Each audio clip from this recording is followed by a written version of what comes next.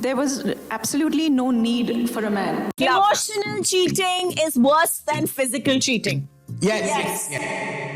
आजकल reality shows में irrelevant actors का आके रेज बेट कमेंट करना बहुत नॉर्मल हो चुका है। देयर वाज अ टाइम जहां पे इन जैसे लोगों को मेंटल एजाइलम में रखा जाता था और आज इन्हें रियलिटी शोज में बुलाया जाता है। चलो मैं फिर भी एक समय के लिए तो मानता हूँ कि काजोल ने तो फिर भी ठीक ठाक मूवीज देकर अपनी जिंदगी सेट कर ली है, पर भाई ये ट्विंकल खन्ना कौन है? मैं लिटरली इसका नाम पहली बार सुन रहा हूँ and I am not surprised at all. Obviously इसको रियलिटी शोज में आके ये सब बोलना पड़ रहा है तो कुछ तो कारण होगा ना। एंड बाय द वे मैंने इसके बारे में जब थोड़ा पता किया तो मुझे ये पता चला कि इसकी जिंदगी की सारी मूवीज फ्लॉप है। आजकल इंटरनेट पे फेमस होना बहुत आसान है।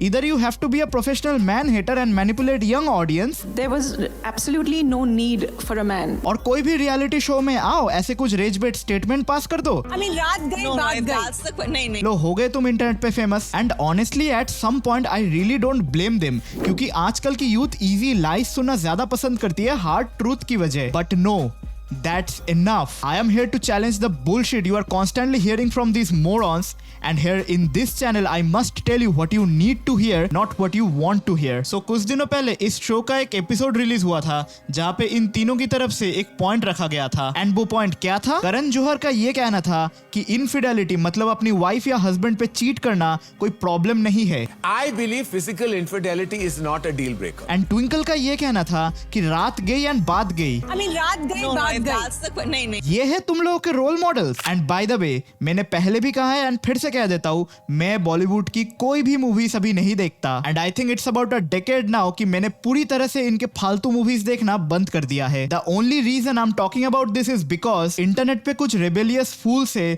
जिन्हें मैनिपुलेट करना बहुत आसान होता है। And I also think I have a responsibility towards my young audience. And by the वे यहाँ पे एज की बातें नहीं करेंगे कि हाँ जानवी छोटी है और ये लोग बड़े हैं। नहीं, मैंने बहुत बार बोला है I have seen 18 and 19-year-old men and women, and I have also seen 30 and 40-year-old immature kids. So I truly believe age is just a number. सबसे पहले थोड़ी कॉमन सेंस की बातें करते हैं।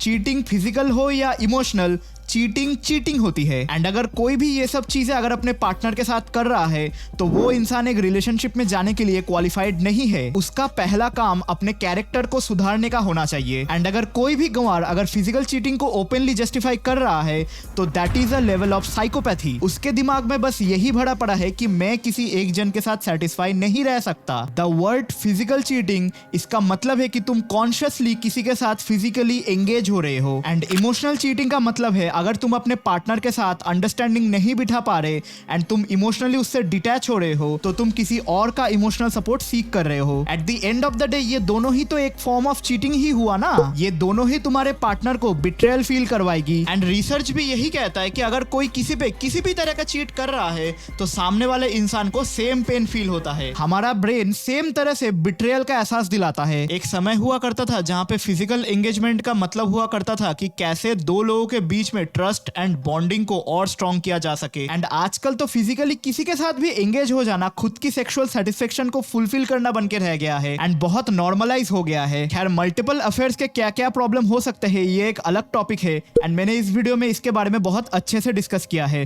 तो अगर तुम्हें वो जानना है तो जाके देख लेना। पर एक पल को मैं ये मान सकता हूँ कि इमोशनल चीटिंग को प्रॉपर कम्युनिकेशन एंड कॉन्वर्सेशंस के थ्रू फिर भी ठीक किया जा सकता है, बट फिजिकल चीटिंग वो कभी रिपेयरेबल नहीं होता इन माय ओपिनियन, क्योंकि उस चीज में तुम्हारा कंसर्न भी होता है। ऐसे सो कॉल्ड सेलिब्रिटीज कभी इस तरह की एडवाइसेस अपनी खुद की जिंदगी में फॉलो नहीं करते होंगे, पर इन्हें अच्छे से पता है कि इंटरनेट में कितने सारे रेबेलियस फूल्स मौजूद है, तो ये लोग नेशनल टीवी में आके व्यूज के लिए कुछ भी बोल देते हैं। एंड रात गई बात गई, ये सब चीजें इस तरह के प्लेटफॉर्म में आके बोलना वो ये दर्शाता है कि इनका कितना दो कौड़ी का ज्ञान है लाइफ के बारे में। I have been on both side and I can say this from my experience. एक बात हमेशा याद रखना, एडवाइसेस उसी से लेना जो उस एडवाइस को अपनी खुद की लाइफ में फॉलो करता है। तो चलो मिलते हैं अगले वीडियो में, तब तक के लिए आडियोस।